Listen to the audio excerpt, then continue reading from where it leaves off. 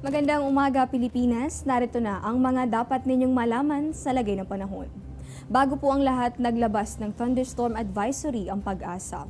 Sa abiso kaninang alas 10:08 ng umaga, naaapektuhan ng 1 hanggang sa 2 oras na pag-ulan itong Kabuyaw at Calamba sa Laguna.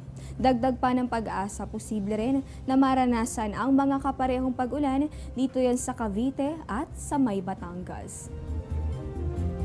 Samantala, Bagyong Butchoy lalo pang lumakas habang nasa loob nitong Philippine Area of Responsibility. Kaninang alas 9 ng umaga, namataan po yan sa layong 875 kilometers silangan po nitong Apari sa Cagayan. Taglay nitong bagyo ang lakas ng hangin umaabot sa 185 kilometers per hour at bugsong pumapalo naman sa 220 kilometers per hour. Patuloy po itong kumikilos, yan po ay sa direksyong northwest sa bilis na 30 kilometers kada oras. At bagamat nga hindi na natin inaasahan na tatama ito sa alinmang bahagi nitong ating mga kalupaan, ayon po kay Pag-asa weather forecaster Meno Mendoza, pinapalakas nito sa ngayon itong habagat at sa mga susunod na oras maaari pong magtaas ng babala ng bagyo, kaya naman manatiling nakatutok sa mga ilalabas na abiso ng Pag-asa. At kung babalikan nga natin itong track ng bagyo, matatandaan natin na kahapon nang pumasok ito dito sa ating boundary. Ayon sa Pag-asa, kung mapapanatili nito, yung taglay nitong bilis at direksyon, inaasahan natin na bukas hanggang sa araw nitong Biyernes makakarating na yan sa may bahagi nitong Batanes Group of Islands. Posible na naman itong lumabas sa Philippine boundary pagsapit po yan ng Sabado hanggang sa araw ng Linggo at patuloy po yung tatahak dito sa may bahagi nitong Taiwan. At dahil pa rin nga dito sa bagyo nakataas, itong gale warning, dito po yan partikular na sa may bahagi nitong northern hanggang dito sa may eastern seaboard nitong Luzon. Ibig sabihin po niyan, pinagdodoble ingat natin laban sa maalon hanggang sa napakaalong lagay ng karagatan ang mga sasakyang pandagat.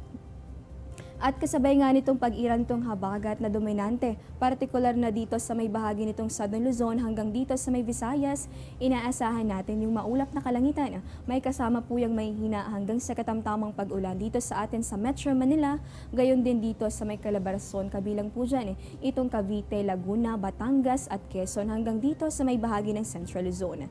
Dagdag pa ng Pag-asa, uulanin din iting Mamaropa, kasama po dyan itong Mindoro hanggang dito sa may Marinduque, pati na rin sa may Romblon at sa may Palawan. Dagdag pa nga nitong Weather Bureau, mararanasan din ang mga kaparehong pag-ulan dito sa bahagi nitong Visayas hanggang dito po yan sa may bahagi nitong Bicol Region. Damay rin dyan itong Northern Mindanao, Caraga at pati na rin itong bahagi ng Davao Region. Sa nalalabing bahagi naman ng Pilipinas, inaasahan natin itong generally fair weather condition. Ang ibig sabihin po niyan, bahagya hanggang sa maulap na panahon itong iiral at posible pa rin naman yung mga pulupulong pag-ulan o pagkidlat at pagkulog. Kaya naman sa mga may lakad, huwag niyo pong kalilimutan na magdala ng payong. Diyan lamang po kayo, magbabalik pa kami matapos ang isang paalala.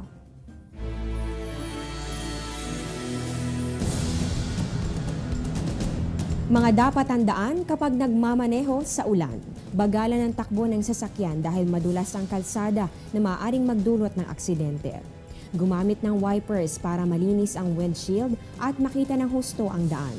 Buksan ang headlights para madaling makita ang sasakyan, lalo na kung makapal ang buhos ng ulan.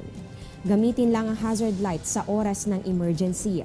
Iwasan ang mga bahaing lugar at kung hindi kayang ipagpatuloy ang biyahe, gumarahe sa ligtas na lugar. Maging listo sa mga babala kagaya ng manholes, butas-butas na kalsada at iba pang road hazards na maaaring hindi makita kapag may baha. Mag-ingat sa mga naglalakad at tumatawid para iwas aksidente. Tandaan na tuwing panahon ng tag-ulan, iba yung pag-iingat ang kailangan.